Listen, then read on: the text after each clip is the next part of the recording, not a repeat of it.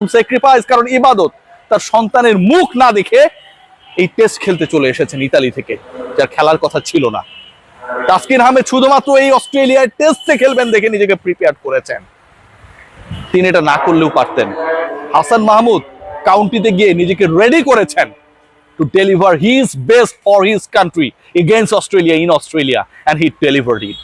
এই স্বপ্ন দেখাই যায়, এই স্বপ্ন দেখতে কোথাও কোনো মানা নেই। বাংলাদেশ দলের বোলিংটা দেখে অনেকেই ভেঙচি কাটছিলেন, ফেসবুকে সোশ্যাল প্ল্যাটফর্মে স্ট্যাটাস প্রসব করছিলেন ব্যাটিং এ গিয়ে নাকি 54-এ অল আউট হয়ে যাবে। আরে ভাই, এই ঘটনা ঘটতেই পারে। 54-তে যখন অল আউট হয়ে গিয়েছিল বাংলাদেশ, আমি রিয়াসাত আজিম এত নেগেটিভ আলোচনা করি, কিন্তু এটা নিয়ে কোনো আলোচনা করি নাই। আমি জানতাম এই দলটার মধ্যে ডিফারেন্ট কিছু রয়েছে, অস্ট্রেলিয়ায় তারা ভালো করবে। প্রথম দিন শেষে কয়েকটা উদ্ধৃতি একটু আপনাদের সাথে শেয়ার করতে চাই।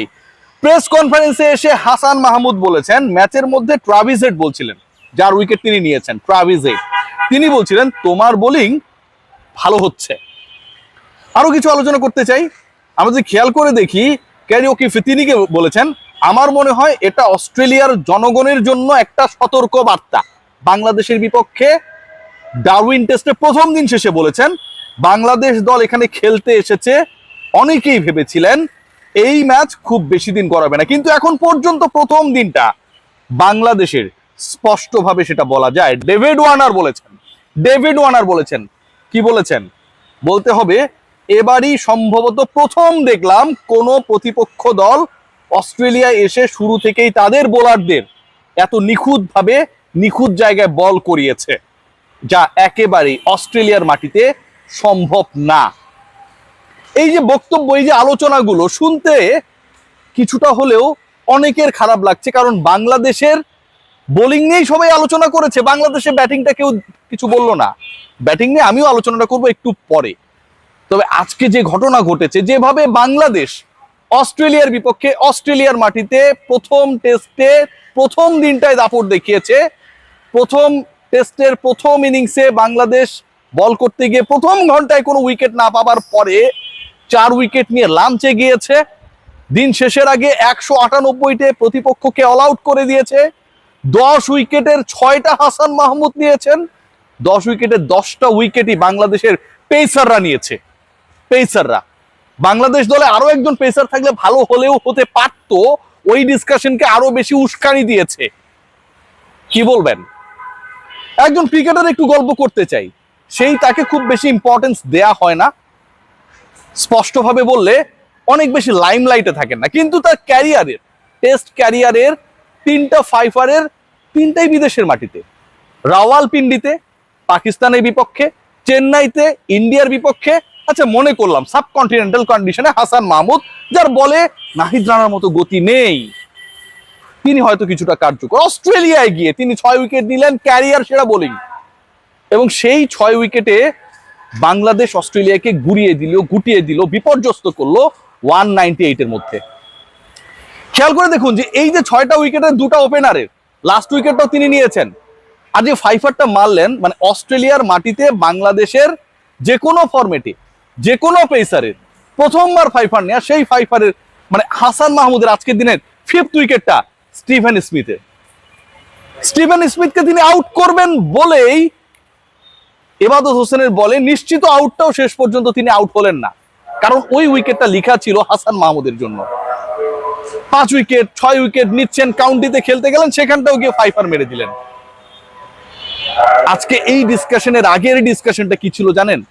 নাহিদ রানা খেলছে না, ও খেললে কেমন হতো, প্রতিপক্ষ কতটা প্রেসারে থাকতো, ওর গতি কতটা মারারাতি কাজে লাগতো। হাসান মাহমুদকে নিয়ে very few cricket knowledgeable analyst discussion করেছিলেন, এন্ড সেই জায়গায় হাসান দেখিয়ে দিলেন actually he is the jackpot for Bangladesh. County, Chennai, Rawalpindi, Darwin, Hasan Mahmud the real winner. আজকে বাংলাদেশের এই যে বোলিং ডিপার্টমেন্ট, যেই বোলিং ডিপার্টমেন্ট এত কিছু করে দেখালো, যেই বোলিং ডিপার্টমেন্ট অস্ট্রেলিয়াকে চমকে দিল, যেই বোলিং ডিপার্টমেন্টে এই পারফরমেন্স দেখার পরে ডেভিড ওয়ার্নাররা বলেন যে ভেরি ফিউ টিমস যারা হচ্ছে অস্ট্রেলিয়ায় গিয়ে এরকম কন্ডিশনে তাদের বোলিং ডিপার্টমেন্টকে প্রপারলি এক্সিকিউট করতে পেরেছে, বাংলাদেশ তাদের দেশের ধারাভাষ্যকররা স্পষ্টভাবে বলে দেন যে আজকের দিনটা এন্ড অফ দ্য ডে বাংলাদেশের সেই বলে দেওয়ার প্রেক্ষাপট হিসেবে তো শুধুমাত্র বাংলাদেশের বোলাররা ভূমিকা পালন করে নাই। 198তে অল আউট, 10-এ 10, সবকিছু ঠিক আছে, বাট ব্যাটিং ডিপার্টমেন্টকে you have to praise them. Bowling ডিপার্টমেন্টের প্রশংসা করার সাথে সাথে যদি কিন্তু নানা ধরনের সংকোচক অব্যয়ের ব্যবহার হচ্ছিল, কারণ ওই ঘটনাটা ঘটানোর জন্য বাংলাদেশের ব্যাটাররা যথেষ্ট দায়ী ছিলেন। তারা এমন কিছু কিছু সিচুয়েশন ক্রিয়েট করেছিলেন। ফর দ্যাট রিজন এবারও কি তারা, যারা অস্ট্রেলিয়ার তৃতীয় সারির দলের বিপক্ষে 54তে অল আউট হয়ে যায়, আরো একবার কি তারা সেটার মঞ্চায়ন করবে? অস্ট্রেলিয়া যখন প্রেসারে পড়ে তখন তারা আরো অ্যাগ্রেসিভলি প্রতিপক্ষের উপর হামলে পড়ে, সেটার কি আমরা মঞ্চায়ন দেখবো? 198 চেস করতে গিয়ে, লিড নিতে গিয়ে বাংলাদেশ দল বিলো 100-এ অল আউট হয়ে যাবে, সেটা কি আমরা দেখবো? অনেক ধরনের ডিসকাশনস ছিল, but end of the day the discussion you have to carry with two character. Number 1, Tanzid Tamim তার ক্যারেক্টার বদলে ফেলেছেন। মনে করা হচ্ছিল যে এই তানজিদ হাসান তামিমের সৌম্য সরকারের সাথে যদি ওপেনিং এ পার্টনারশিপ হয়, সৌম্য খেলেন নাই, তাহলে হয়তো একটা বিশাল কিছু হয়ে যাবে। প্যাট কামিন্স কিংবা হাজারুল স্টার্কদের একটা বিশাল পরীক্ষা তারা নেবেন। তানজিদ তামিম আজকে ব্যাট করলেন মুমিনুল হক স্টাইলে, যেন তিনি হচ্ছে প্রপার টেস্ট ক্রিকেটার। আর মুমিনুল হক 50-র দোরগোড়ায় করে ফেলবেন হোপফুলি। মুমিনুল হক তিনি যেন তানজিদ তামিমের রোলে 70+ স্ট্রাইক রেটে ব্যাট করেছেন, 6টা 4 মেরেছেন, ব্যাক টু ব্যাক 4 মেরেছেন। এবং মুমিনুল হক অস্ট্রেলিয়ায় গিয়ে যেভাবে দাপট দেখিয়েছেন, যে ক্রিকেটার রেগুলারলি ইন্টারন্যাশনাল ক্রিকেট খেলার সুযোগ পান না, কারণ খেলেনি একটা ফরম্যাটে, সেই মুমিনুল বাংলাদেশের আশার আলো জ্বালিয়ে তানজিদের সাথে অপরাজিত থেকে বাংলাদেশের দিন শেষ করেছেন 96 এক উইকেটের বিনিময়ে। হাতে 9 উইকেট অস্ট্রেলিয়ার বিপক্ষে বাংলাদেশ যদি আর 200 রান অ্যাড করতে পারে, আর 200 রান দুজন সেট ব্যাটার কালকে শুরু করবেন অ্যাড করতে পারে, তাহলে বাংলাদেশের 100 রানের লিড হবে। এই স্বপ্ন কি দেখা অন্যায়? অন্যায় না, অন্যায় না।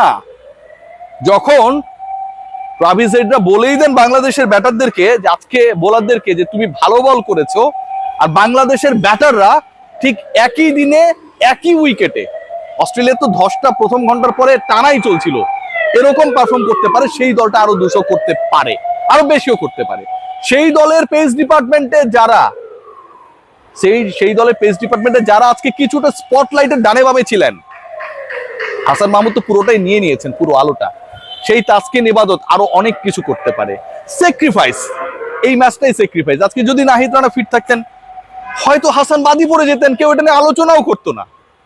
আজকে যদি নাহিদ রানা ফিট থাকতেন, হয়তো ইবাদত বাদ করে যেতেন, কেউ এটা নিয়ে আলোচনাই করতেন না। কিন্তু ফিট নাহিদ রানা, না থাকা নাহিদ রানার অ্যাবসেন্স বাংলাদেশ দলকে একবারও বুঝতে পেরেছে। ওই যে বললাম স্যাক্রিফাইস, কারণ ইবাদত তার সন্তানের মুখ না দেখে এই টেস্ট খেলতে চলে এসেছেন ইতালি থেকে, যার খেলার কথা ছিল না।